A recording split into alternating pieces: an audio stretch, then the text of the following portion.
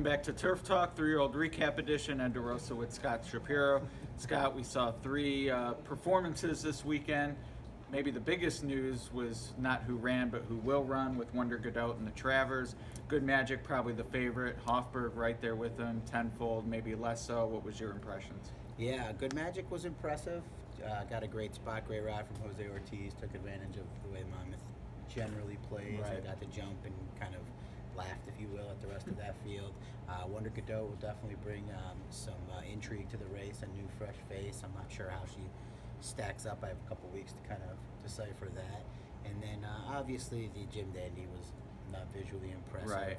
Vino Rosso did get a slow start and was slow early. There will be a lot of people who make the case that he will get better as the distances get longer, which I agree. I still don't think he's at this level. But overall, not that impressed with the whole situation, but the Travers is a great race. Always the fourth classic in some people's eyes, certainly one of the premier events of the summer. Wonder Gadot, at the very least, does add intrigue. Unfortunately, with that usually comes casual money, so I'm not really sure what kind of price she'll be. She'd certainly be one, if she were a male with her resume, I might look at in the 6-7 to 1 range. Unfortunately, I think she might be as low as the third choice behind Good Magic and Hofburg, and that might be a little low even for the filly. I wouldn't mind seeing it win.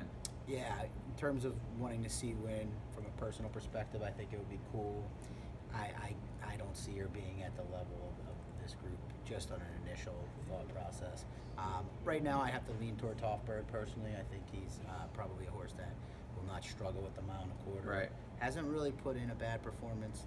If you look at some excuses he's had in the races where he did not finish first or second, and like I said, the distance will help. Good Magic, I think you fall in the same boat. Not convinced that a mile and a quarter and furthers are his best distances. I think a mile 16th, mile and an eighth are the best for him, but he certainly merits respect. His resume is the best, and he's going to be, Chad's going to be all in with it. Absolutely, yeah. He is a champion and now Grade 1 winner at 3 as well, but I didn't love him in the Derby in part because of the distance, and I forget it was 6 or 8 to 1, somewhere around there that day. I didn't like Justify either, admittedly, but certainly not going to like him at 3 to 2 now.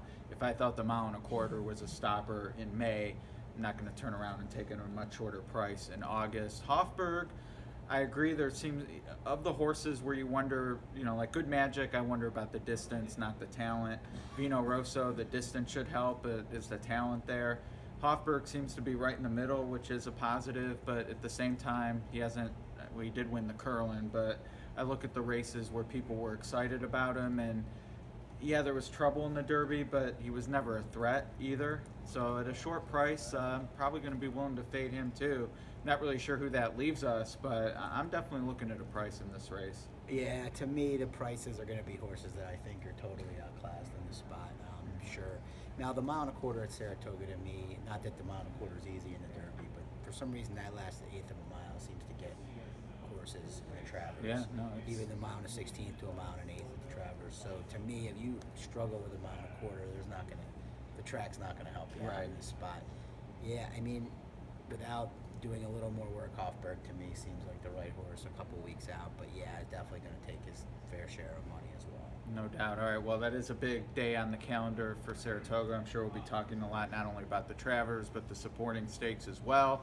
We do have a big weekend coming up, which we'll get more to with On Point, with the Whitney and all its supporting races. Any initial thoughts, though, on the first 2 weeks of the meet and what you're looking to bring to your handicapping in week 3?